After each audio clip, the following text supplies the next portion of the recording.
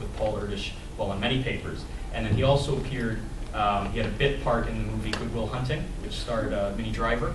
And then Minnie Driver appeared with Kevin Bacon in like Sleepless or, I don't know, some ridiculous horror movie. So his first rating number is 3. So, next question. What day is today? Thursday. Oh, well, that's a Oh, problem. come on.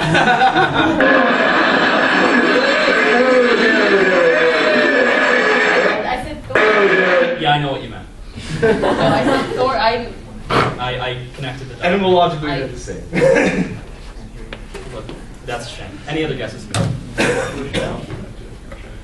Monday. No, it's not Monday. Anything Does every else? day feel like Monday? Yeah. Well, wait till you get to be my age. That's even worse. Friday? No. No, I'll tell you, it's actually, just a second, well here, I might as well just kind of give you the spiel now. So some of you may recall that on December 17th of last year, Kim Jong-il, the supreme leader of North Korea, died. So also known as the Dear Leader, Our Father, the General, and the Generalissimo, among other names. Kim was clearly no stranger to narcissism, and it was announced last month that he shall henceforth be known as the Eternal Leader, and that his birthday, February 16th, will be renamed the Great Auspicious Holiday of the Nation. So we are here in honor of the Eternal Leader. What about Kim Il-sung, who is his father, who is the eternal president of North Korea for always? He's dead already. Is that actually his official title? Yes, he is eternal president of the Democratic Republic of North Korea. What? Forever. So I wonder if they impeached him post-mortem to elect post-mortem Kim Jong-il. I would love to see that, but I have a feeling it's actually, well, I mean, I actually don't. It's in their constitution. I've read their constitution. It's in their Have constitution. you been to So North Korea? don't try it. What is their constitution? One word Kim Jong-il says goes. No, it's actually pretty funny. Oh, no, that's, I actually hadn't heard, well, but it makes sense, actually, Yeah. because Kim Il-sung actually served for something like 20 years longer than his Exactly. son did. So, I mean, I would think that's more memorable. And he also set up the communist state, but for whatever reason, this is the Eternal Leader. But anyway, back to the point. So today we are celebrating the great auspicious holiday of the nation, not our nation, but a nation. So given all that I just said, one could be forgiven for thinking Kim the vainest of them all, but was he really? Why don't we find out? Who do you guys think was the most ostentatious leader ever? Kim Il-sung. I don't know if that would- Wait, all time? All time. Oh, that's a tough question. It is, isn't it? Alexander was pretty The great? ostentatious, yes. What about that composer? But, I mean, Sorry? That composer we just mentioned. What wasn't in there? so was Nero. Nero was pretty fucked up. You know, you're welcome to kind of flesh out some of these ideas. Well, Alexander, I mean, he conquered the known world, and then he had tons of treasures and trophies, and he would have orgies, and, you know. How It's just like ostentatious. Greek and Roman politics in general. I mean, Trajan conquered the Dacians, and then he set up this massive forum and lots of treasures and stuff. And I think he had little boys following around. Okay, well, but that, is this a clue? Is this a clue? Does this include anyone? Yes, it's no. Am I allowed to pronounce the Scottish Sorry? play? Does the Scottish play rule hold effect for non-theatrical stage work? Yeah. Well, it might. Just a second. I got to see what I have here. I do have Macbeth here, actually. Are you guys actually?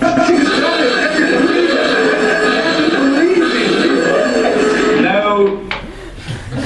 I take the answer is no. Yeah, the answer is no. Any other clues related to this? This is Would it be Duncan? no. And Mel oddly Gibson. enough, I don't have. Not bad, actually, but again, no. Thank you. But yes, this is the Scottish flag, just to correct your geographic. I don't know. Yeah, thank you. Yeah, you should be my entourage, Jason. I'll give you a kickback. Okay, well, anyway, let me see here. Truth be told, this is a rather unfair question because there really isn't. You know, it's hard to qualify these types of things. Who's the vainest leader ever? You know? I know you said that. Now I'm saying it again. But in my case, I think an argument can be made for former Ugandan dictator Idi Amin Dada, who over the course of his 8-year reign eventually assigned himself the wonderful title, His Excellency, President for Life, Field Marshal Alhaji Dr. Idi Amin Dada, VC, DSO, MC, Lord of all the beasts of the earth, fishes of the sea, and conqueror of the British Empire and Africa in general, and Uganda in particular.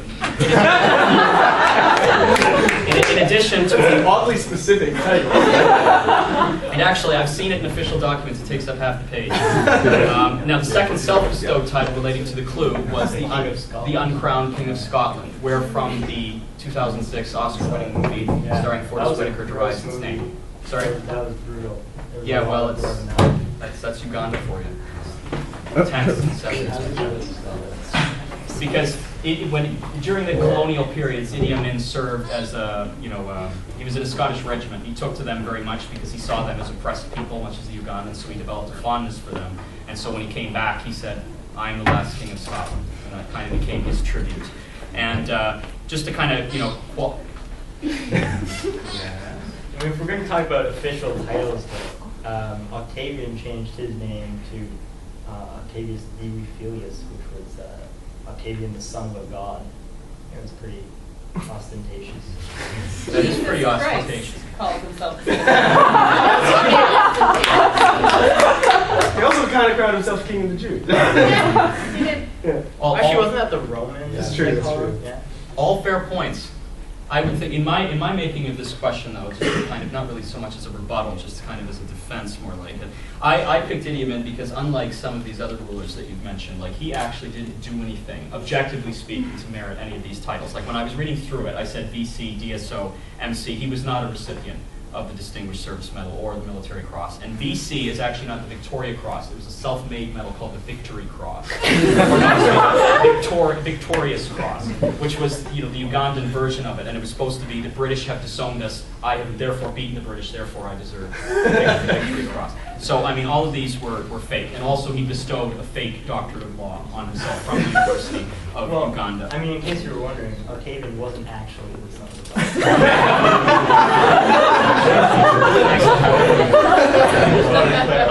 I did actually make that leap. It's really nice. Same with Jesus. I was gonna say, some might argue Don't for tell the anyone Jesus that one. Okay, yes, thank you. Anyways, but besides that, so just back to Amin, like over the course of his reign, he slowly descended into insanity, which to me just makes him more awesome. I mean, a lot of his telegrams, writing telegrams was actually one of his favorite hobbies, and a lot of them have kind of passed into legend from diplomatic, councils or circles or whatever you want to call it. He'd call Queen Elizabeth II, he'd address her titles as Liz. And he would frequently invite her to his country if she wanted to meet a real man. One of my favorites. He actually, I have a list here of some of the more memorable ones. He actually commanded Israel to surrender during the Yom Kippur War on his authority. He offered to replace Great Britain as the head of the Commonwealth during the oil crisis because of the a generous offer. He's offering these things, like, let me help you. No, but see, that was always the attitude because later he actually eventually when Turkey invaded Cyprus, he asked the Turkish government for the plans of the invasion because he said they would come in handy when he invaded South Africa. So that was actually published it was like a UN statement. I feel like when you're getting like the secret battle plans for an invasion, you don't announce that you're getting the secret battle plans for the invasion. I think that's It's also not what like made it getting funny. votes for it. Yes. You could call it that if you wanted to wait and test with invasion. Well, not saying it's not. Oh, I didn't. Yeah. Okay, I'll let it slide. Okay, probably my personal favorite. In 1975, he sent a telegram, "My dear Queen, I intend to arrive in London for an official visit on August 4th this year, but I am writing now to give you time to make all the necessary preparations for my stay so that nothing important is omitted. I am particularly concerned about food because I know that you are in the middle of a fearsome economic crisis. I would also like for you to arrange for me to visit Scotland, Ireland, and Wales so I may meet the heads of revolutionary movements fighting against your imperialist oppression." That's Idi Amin in a nutshell. That's fantastic. Yeah, I know. Yeah, I found it quite. Is the rest of it just him hitting on the queen some more? I think they should. If it's not in the movie, they should make a separate one. Just hitting on You mean book of pickup lines for royalty? yeah, there you go. Who better?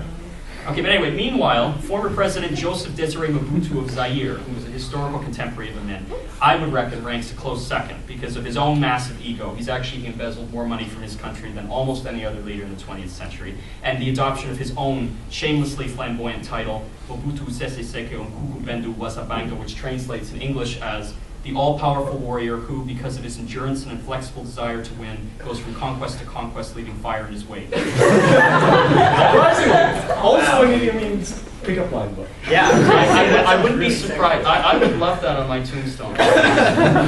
But actually, just looking at him, I mean, you can tell this is a man of some presence. I have a pair of, yeah, I know, isn't it great? It's even better in high def. You get the colors of it. I actually have a pair of pajamas, which are not dissimilar. They're penguins, right? Yeah, they are penguins. Yes, thank you. Morning's night. That would have been too far. Okay, so we're gonna move on now. What famous historical event, now synonymous with the city of Boston, revolved around a dark, palatable liquid?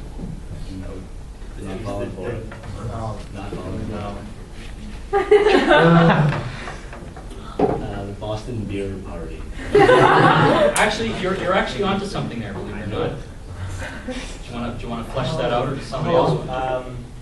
What's that called? Whiskey. Boston Whiskey Party. Party.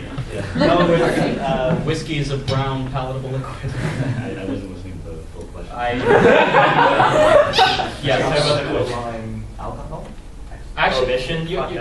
you're closer.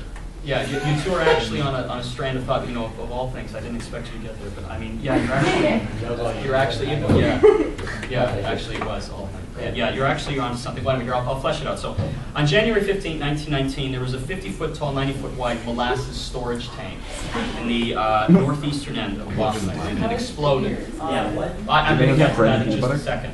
So it exploded. So there was actually a wave of molasses that was released onto the street of Boston. It actually 56 kilometers per hour, and it destroyed homes. It flooded. Really fast for molasses. I'm running. I'm running. Well, I mean, to be fair, at the same time, though, I mean, not only was this not winter, but I mean, this was a tank that had 2.3 million gallons of the stuff in it. And I mean, it was also suspended above ground. So I mean, the act of it being thrust down, create enough momentum. So it buckled. You can see in these photos, it buckled the train girders. It razed homes. 21 people were killed, and about 150 were injured. Okay. No, that's all right. Don't feel bad. You're amongst friends here, Jason. How many Cruella de Vils did they catch in that molasses? Probably a lot. Got all the Dalmatians too. Actually, no, it's somewhat ironic you mentioned that because the official report saying how many people died actually changed 2 or 3 times because when they found bodies, they were so glazed over that they couldn't recognize them. So they had to kind of like chisel the molasses off them before they could actually. Wow. Yeah, no, it would suck, wouldn't it? Yeah, it would absolutely suck. Bad way to go. Yeah, well, see, and that's just that. The irony is, I mean, remarkably, it didn't take that much time to clean up because they had something like 300 volunteers that put in 87,000 man-hours in the space of about 2 weeks to get everything back to normal, which isn't bad when you consider how hard it is to get off of anything. But the local legend is that if you go to the port in Boston in the summertime, you can still smell it. So it's I worth don't even going. know what it smells like. It smells Sweet. horrible. It smells like sugar. Molasses does not smell or taste good on its own. You have to add it to things before it's delicious. That's generally why people So, go with it, yes. Palatable substance, I would argue with that. I think you were misleading in your questioning, sir. Well, as I said in the beginning, the questions are unfair and so am I, so I really don't care. Just voicing my opinion. You're more than welcome to do so, and I know you always have I one. wonder if someone ate themselves out of Is that something you want to eat? And I mean, Well, especially in this neighborhood, there was 2 to 3 it's probably feet dirty, of right? molasses. I would think so. But If it's either that or death. I think I'd take death, quite honestly. really? Your You lungs must have a filled with sad fuel. life. How long have you known me now? Okay, anyway, so we'll get back to something. Notice you didn't actually answer that. Too often. Yeah, so anyway, this event, as you can probably imagine, passed into folklore for more than one reason. It adopted, well, several famous names were coined. This tends to happen when you have molasses flooding the street. And it eventually became known as, well, by a series of names, including the Boston Molasses Disaster, the Great Molasses Flood, and my personal favorite, Boston Molassacre.